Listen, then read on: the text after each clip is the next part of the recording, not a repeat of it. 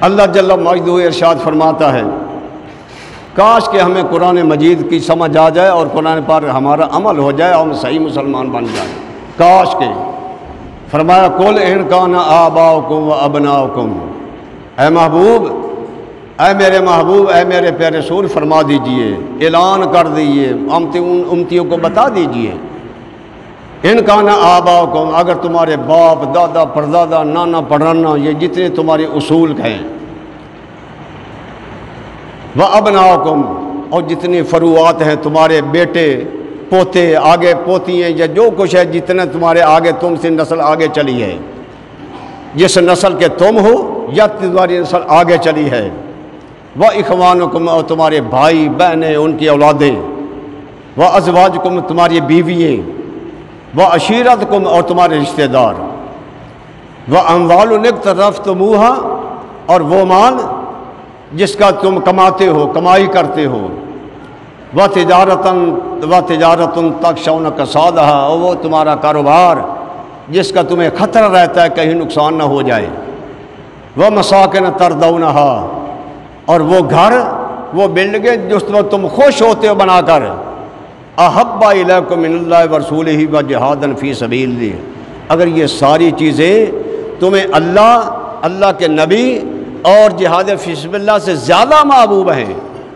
یعنی رب سے محبت نہیں بلکہ ان چیزوں سے محبت ہے، نبی کے ساتھ پیار نہیں، ان چیزوں کے ساتھ پیار ہے، جہاد فی سبیل اللہ میں محبت نہیں بلکہ ان چیزوں سے محبت ہے، پھر کیا کرو فتربصوا حتی یأتی اللہ بامرہ، پھر رب کے عذاب کا انتظار کرو،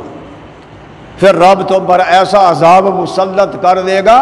کہ ساری زندگی تم ذلیل و خوار ہوگے. یہ جو بیماریاں ہیں،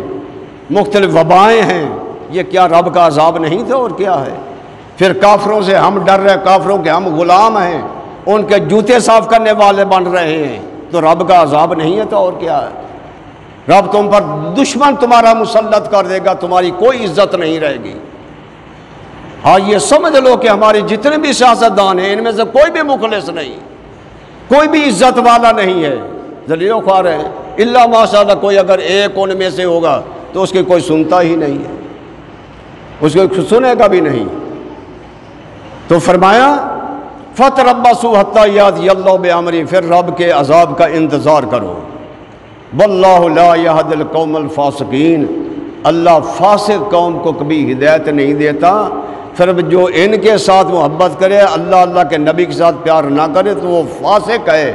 اور فاسق جو ہے کبھی وہ ہدایت نہیں پا سکتا. اللہ جل مجدہ ہم سب کو قرآن مجید سننے کی، سمجھنے کی اور اس پر عمل کرنے کی توفیق عطا فرمائے. وآخر دعوانا ان الحمدللہ رب